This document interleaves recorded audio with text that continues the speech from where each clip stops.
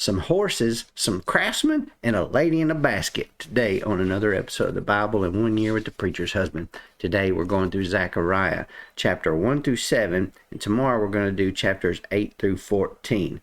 So as usual, when I do an intro into a new book of the Bible, I do an intro into the new book of the Bible to kind of give you an anticipation of what to expect.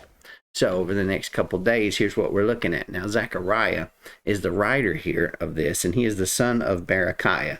And we see that in verse 1. It was written about 518 BC.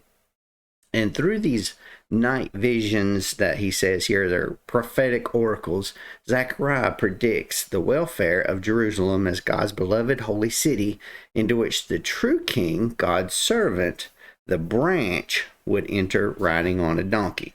Now, Zechariah chapter 1 through 8 deals with the rebuilding of the temple after the exile, the priesthood, and the future of Jerusalem. And chapters 9 through 14 deal mostly with the distant future and that coming messianic kingdom, right? So, when we think about the branch, there's going to be two different branches in the book of Zechariah. The first branch we're going to read about is going to be the earthly branch. And then later on, tomorrow, we're going to talk about this other branch. The branch represents the Messiah, or the coming together of two earthly positions into one, the combining of two into one.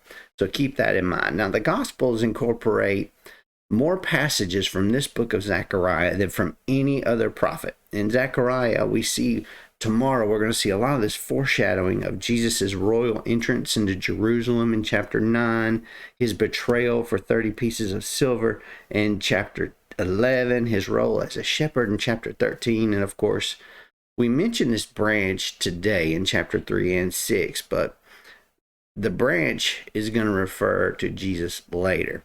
And of course, the piercing of Jesus' body in chapter 12. So, let's get into it right here. Return to me and I will return to you. Now, I found it interesting that Zechariah and Haggai began their ministries only 2 months apart from each other, which was in 520 BC. And this was 19 years after Cyrus had made his decree that the Israelites had permission to return from exile to their homeland. So there's that word return. Here they are returning to their homeland. Now, this is like I said, a key motif throughout Zechariah. It applied to the Israelites in two senses. One was their return from captivity, and the second one was a return to the Lord. It applied to God as well.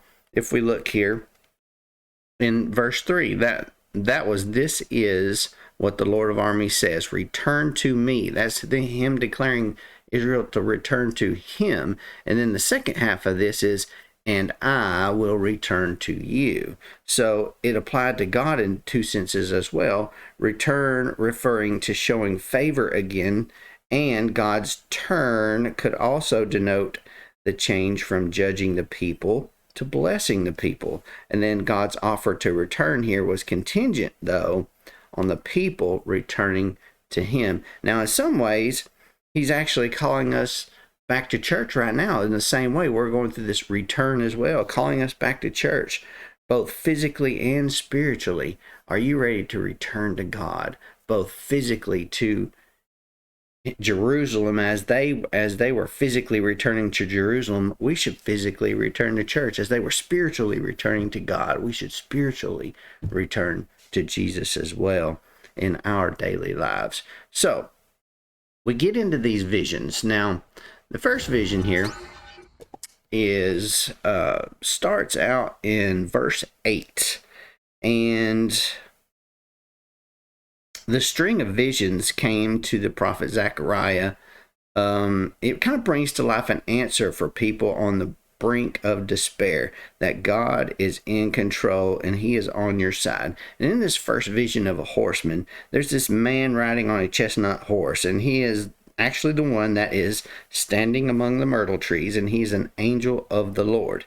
Now, the angel's question here of how long the mercy of the Lord is going to be withheld was one of God's people's, was a question that God's peoples were really eager to hear about. They wanted this to be answered. And the declaration that my house will be rebuilt suggests that the function of this vision and the ones to follow was to energize the people to unite and rebuild God's temple and return to him. Now we get to the second vision. And the second vision here, it starts in verse 18 of chapter 1. The imagery of 4 horns that scattered the people so that no one could raise his head. This suggests the terrifying power and merciless ruin enacted by Israel's enemies. In other words, we're looking at these 4 horns as the bad guys. Now, the craftsmen here designate skilled artisans or blacksmiths if the horns happen to be made of iron physically, if we're talking about a physical horn. But these craftsmen were the people who could cut off or carve up these horns for various purposes or defeat the enemies. With the horns in the vision removed, the chosen people could then return to the promised land. I guess that's referring to the enemies. So that brings us to the third vision. This third vision here was the vision of the surveyor. And the surveyor says that his purpose here was God says to measure Jerusalem to determine its width and length. Now, this third vision revisits the promise of Jerusalem being rebuilt, but it enlarges the scope dramatically as to what Jerusalem's going to be, how Jerusalem's going to be built. And it goes to the point where it says that a wall-less city. It's going to be a wall-less city. There will be no wall. So what does that mean? What does a wall-less city emphasize? Well, there are 3 different things that a lot of commentators say that it means, but there's one thing that I think it means. The first thing that the commentators think that it means is the city will be so vast that walls could not contain it because of the number of people and the livestock, as it lists here. A second thing that they think is the city would be at peace and that the only protection needed would be provided by God himself. That seems pretty legit to me. And the third thing that some commentators say this means is like the wall of fire that's around it, as it mentions here, makes it clear to them that the physical wall would be unnecessary. Now, I can kind of agree with every bit of that, but I also think something else. I also think that wall-less city may be symbolic of God's presence worldwide. In other words, there's not a wall and just a one central spot location where God's people will be. They will be all over the world. There will be no walls. They will be not containable at all. So how dedicated are we to this? How dedicated are you to God? I don't know. You tell me. How about you measure yourself in that matter? The fourth vision here is going to come in chapter 3. Now, the fourth vision signaled even more encouragement for the returnees to rebuild the temple. The priesthood, which did not operate during the exile, would be restored, and God's going to grant the chosen people the blessing of forgiveness, service, and peace. The high priest is representative of the nation of Israel. Now, this fourth vision is, of course, about the high priest and the branch. And the branch here is actually probably referring to Zerubbabel and not Jesus yet, because the branch here and Joshua, the branch here is referring to the king. So not only was a priesthood restored here through Joshua and his obedience to be the high, and he was going to be the high priest, but it was Zerubbabel who became the king here, or the leader, the physical leader of this group as they went. So then we move on to the fifth vision, which is that of the golden lampstand.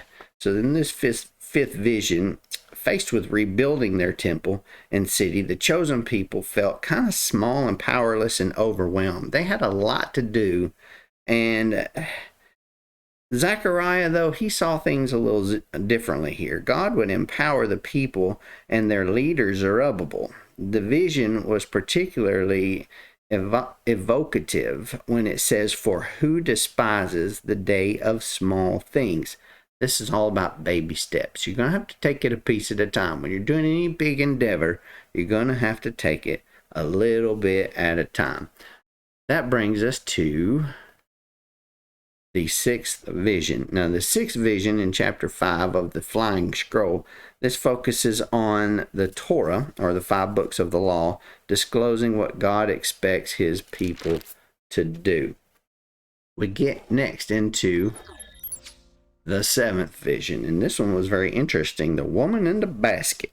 The seventh vision is actually talking about wickedness. This woman represented wickedness, and she's being transported in a basket back to Babylon, and that signifies that idolatry and wickedness belonged there and not in the promised land. Actually, to me, it didn't really seem like wickedness needed to be anywhere in God's kingdom, but it needed to be out. That's our goal, is to get wickedness out of our lives. Just get rid of it. So that's what this symbolizes, is them carrying wickedness away. We need to get rid of all of this wickedness. And then the eighth vision.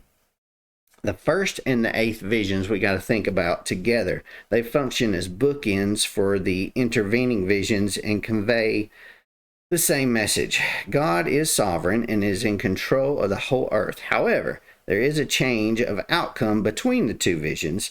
While both picture 4 horses patrolling the earth, when the report came in the first vision that there was peace on earth, the angel asked a troubling question about the lack of peace in Jerusalem. Now, visions 2 through 7 address this question, and this eighth vision here provides the final resolution that God's Spirit is pacified. God's Spirit is pacified. And then we get into the crowning of the branch and disobedience and fasting in chapter 7. Now,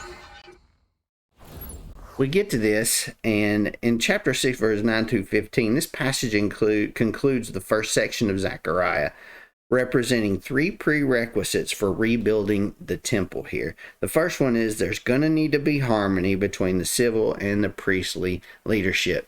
That is the main leader and the priest leadership, the leadership of these 2 groups. We see this in the United States. We have a government group and we have a religious group, and we have to find that balance and that cohesiveness between the two there. In the second thing is Israelites who have not returned from captivity should lend their support as well. So the ones that are not coming in to physically help out with the temple need to also support in other ways. And 3, everyone will need to be obedient to God's law. Return to me, and I will return to you. Now, remember Zerubbabel as the branch and Joshua the high priest. That's mentioned again here in chapter 6, verse 12 and 13. And then, of course, in chapter 7, this begins the second section of Zechariah, in a similar fashion to the way the first section began, looking back on the disobedient ancestors of their stubbornness and their display of God's anger here. Now, I found this interesting that in verse 4 here, it's the end of verse 3, there's a question, and should we mourn and fast in the 5th month as we have done these many years? And then God answers this question. And he answered this question in a series of convicting questions. So he answered a question with some questions. And those questions were this: when you fasted and lamented in the 5th and the 7th months for these 70 years, did you really fast for me? When you eat and drink, don't you eat and drink simply for yourselves? That gets me thinking, are the things that we do truly for God, or the things that we do just for ourselves?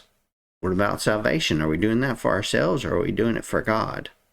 What about all of the good deeds we do? Are we doing those for ourselves to make ourselves feel good about ourselves, or are we doing them for God? So it gets a little deeper. I hope this has helped you in your studies. If it has, click that like button, subscribe button. Of course, click the little jingle bell so you get notified the next time I upload a video, which will be tomorrow for another episode of the Bible in 1 Year with the Preacher's Husband. We'll see you then.